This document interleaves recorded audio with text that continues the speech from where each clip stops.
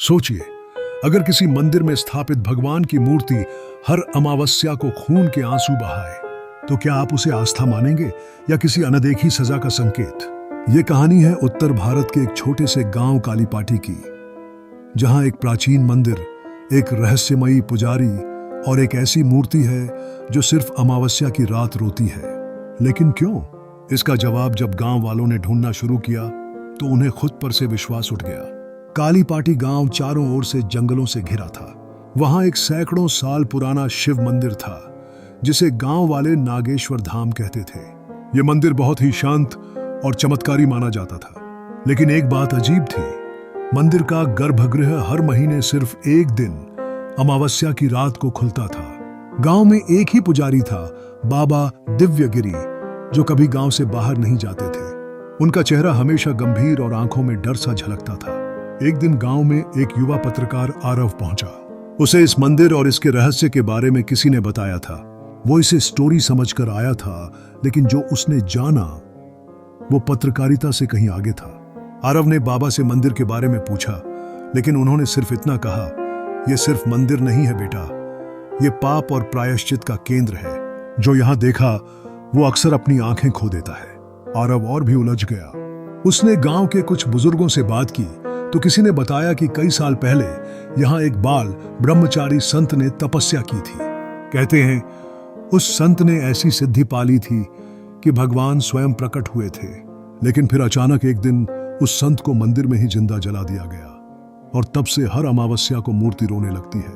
कोई नहीं जानता क्यों। आरव ने मंदिर के पुराने हिस्से की खोज शुरू की। उसे एक टूटी दीवार के पीछे छुपा हुआ एक पत्थर का दरवाजा मिला। गांव वालों ने बताया, यह दरवाजा कभी नहीं खुलता। कहते हैं जो इसे छूता है वो अगले अमावस्या से पहले मर जाता है। आरव ने डर को किनारे रखा और रात को अकेले मंदिर में गया। उसने दरवाजे को धक्का दिया और वो खुद ब खुद खुल गया। अंदर एक छोटी सी कक्ष में एक पत्थर की समाधि थी, जिसके पास एक पुरानी तांबे की थाली और एक अधजली रुद्राक्ष माला रखी थी। दीवारों पर पेंटिंग्स थीं, जिसमें एक बाल संत को आग में जलते हुए दिखाया गया था, और पुजारी मुस्कुरा रहे थे। अगली सुबह आरव ने बाबा से सच्चाई पूछी। बाबा की आंखें भर आईं और उन्होंने जो बताया वो सब कुछ बदल देने वाला था। उन्होंने कहा, मैं ही वो आखिरी गवाह था। 45 साल पहले गांव के पुजारियों ने उस बालक को जलाया था, क्योंकि उसे भगवान के साक्षात्कार का दावा करना घमंड माना गया। लेकिन सच्चाई ये थी कि वो सचमुच सिद्ध था। उसने शाप दिया था, इस मंदिर की मूर्ति हर अमावस्या को रोएगी जब तक इंसाफ न होगा। इस बार अमावस्या को आरव ने कैमरा लगाया। रात 12 बजे के आसपास अचानक मंदिर की घंटियां अपने आप बजने लगी। हवा ठंडी पड़ गई। गर्भगृह की मूर्ति से सच में लाल रंग के आंसू बहने लगे, जैसे खून। लेकिन फिर कैमरे में एक और चीज दिखी, एक आत्मा बालक के रूप में, जो दीवारों से होते हुए पुजारी की ओर बढ़ी।